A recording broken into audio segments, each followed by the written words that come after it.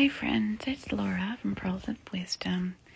I hope you're doing well today, and I wanted to talk today about preparing for overwhelm.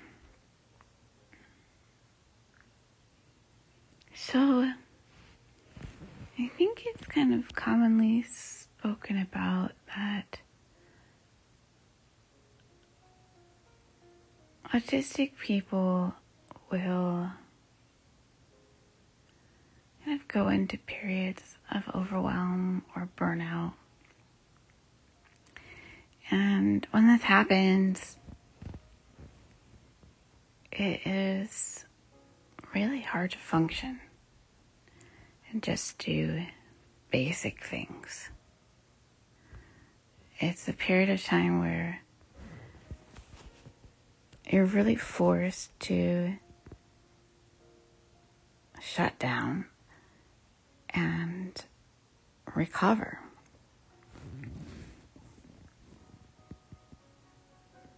The metaphor that I've been using for these episodes for myself and for my son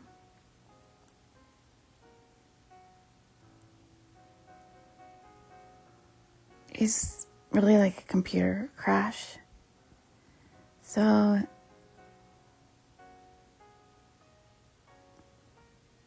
it's basically like my brain has too many tabs open and have glitched.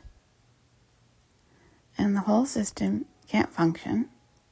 Nothing is working properly. Kind of like, if you're at work or on your computer and you're listening to some YouTube and maybe doing an Excel spreadsheet, occasionally checking your email, and then say your HR team's like, hey, log into this HR portal and do the timesheet. And when you do that additional task, all of a sudden the screen freezes. You can't listen to YouTube, you can't do your email.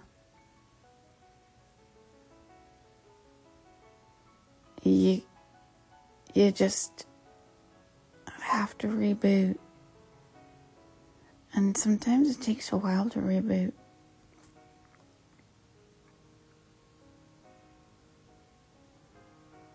And a lot of us will go lay in a dark room, beg for solitude, really, and just explain to the people around us, I can't do anything right now.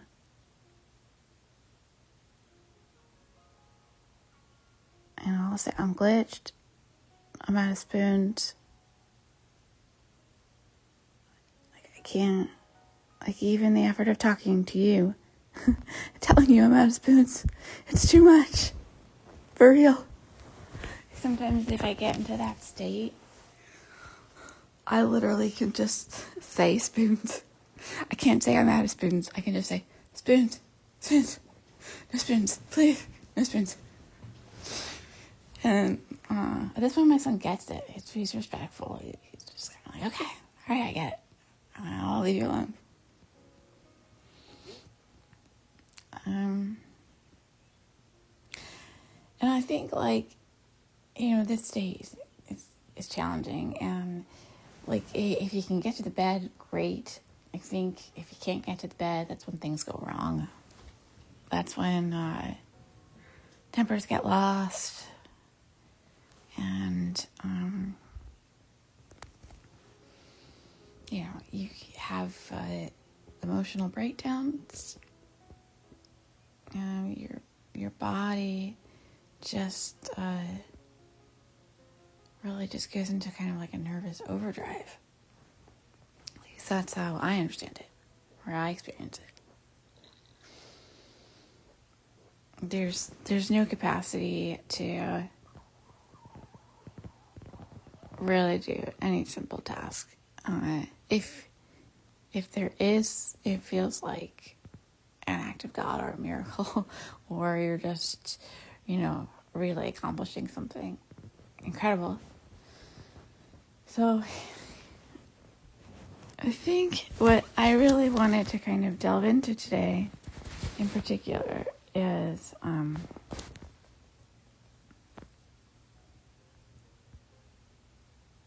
preparing for overwhelm, preparing for these kind of inevitable collapses,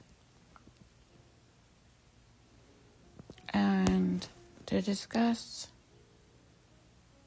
something that I have found is a tricky and difficult balance, and I'm just curious if others feel the same.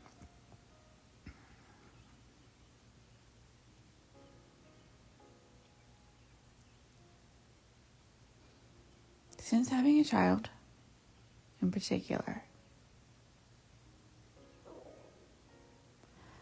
I do have it in the back of my mind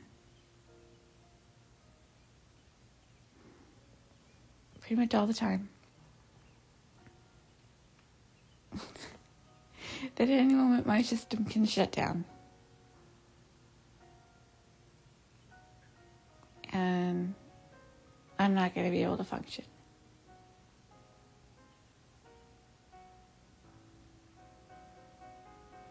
And as a mother, that is scary,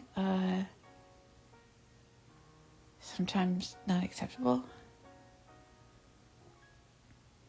As a single mom, I think it's particularly terrifying because there's really no backup plan. There's no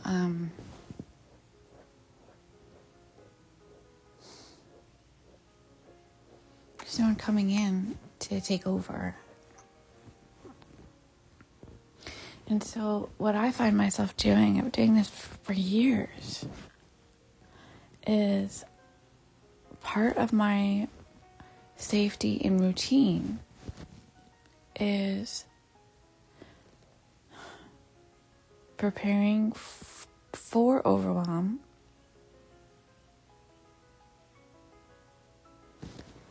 and essentially taking care of a future self who might be incapacitated. And I do this in small ways. So, for instance, every night before I go to bed, I pre-make my coffee.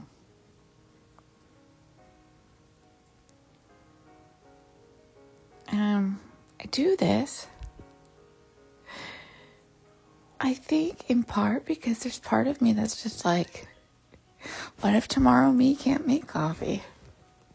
What if tomorrow me doesn't have the capacity to, pour some water in a holder and spoon out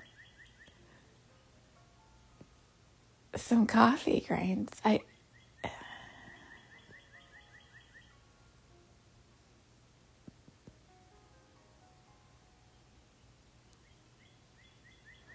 And I do things like keep up with the laundry because it's like, what if future me has zero capacity to wash something and Aiden has nothing to wear? So I gotta keep up there so that if things fall apart with me physically, psychologically, emotionally, there is enough order and structure around me that things won't devolve into chaos. Now, I think where the challenge is is that there's a certain sense of hypervigilance to that. And there's a certain sense of, I don't trust myself.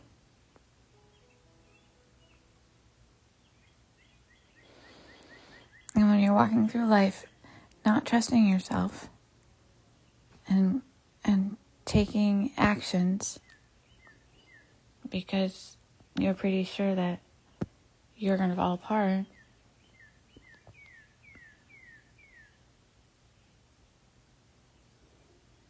I don't think it's a recipe for happiness.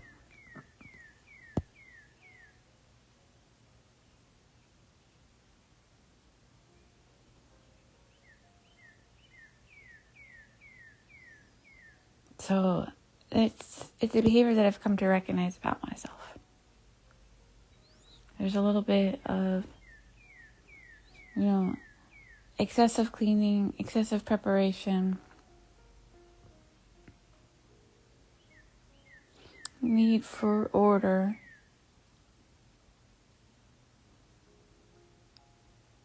because there's a part of me that's just kind of like, there might be a point in time when you're not capable of doing this, and it's not going to be good if you haven't kept up. So I'm trying to look at that from a slightly different perspective now, because I think self-trust is important, right?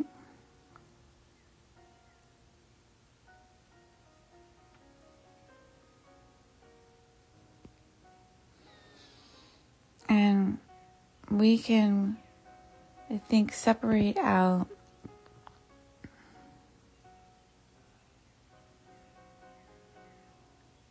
a need for vigilant preparation for burnout versus self-care.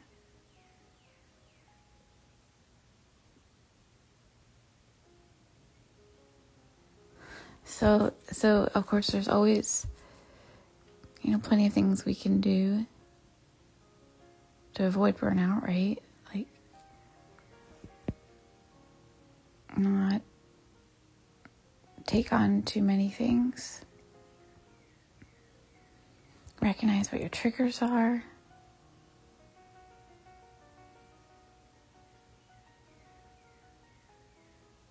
Be mindful of when you feel yourself getting overwhelmed.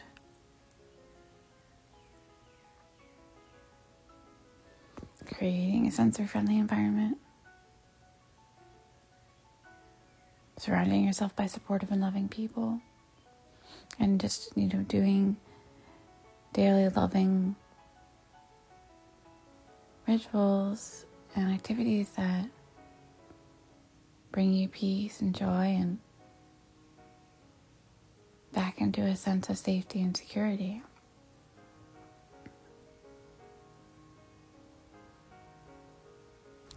And those things can all help us go into overwhelm less frequently.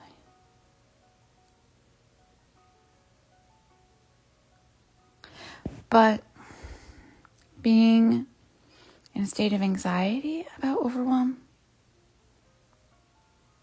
being afraid that it's going to happen, thinking maybe that's not so good, friends. How can we release that? I think that is something to do with self-trust.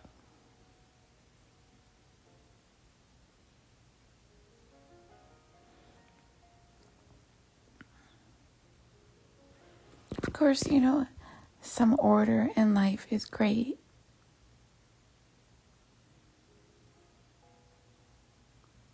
But let's say you really don't feel like doing laundry one day.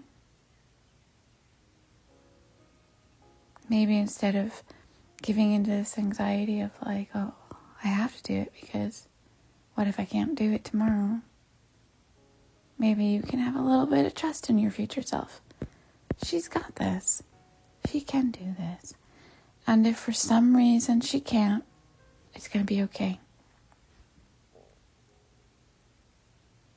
Or, future self, she actually can make coffee. She can take the 2 minutes in the morning and she can make it and things will be okay. And if she can't,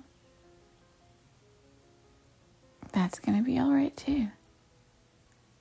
So there's maybe a little bit of trust in self and a little bit of trust in the universe.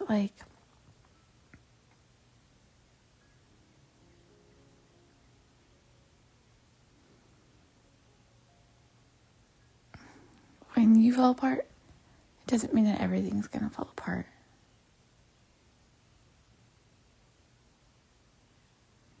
When you need to shut down, it doesn't mean that everything in the world is going to collapse.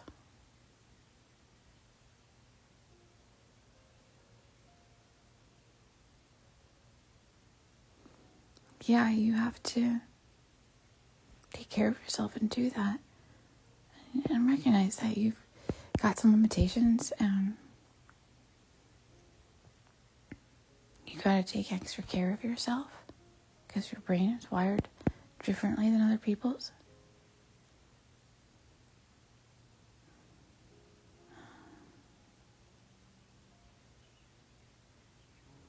But when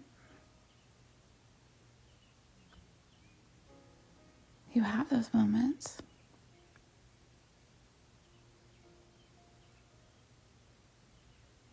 or when you think about having those moments, also know it's not the end of the world. Your kid can deal.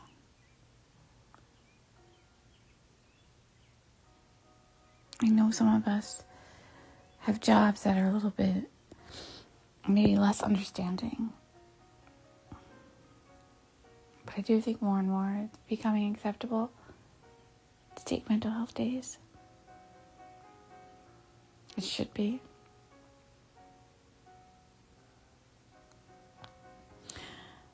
So what I want to say is, where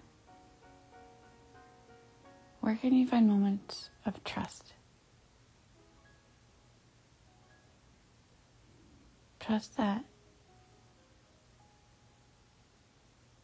your future self is going to be okay, can do the things that she needs to do, or he needs to do.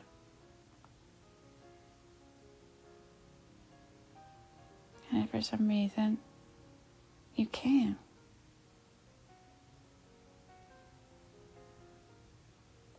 it's not necessarily a catastrophe. It's going to be okay.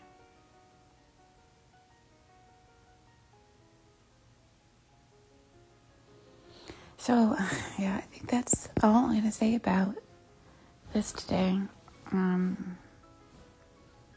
It's a psychological process that I've been dealing with and something that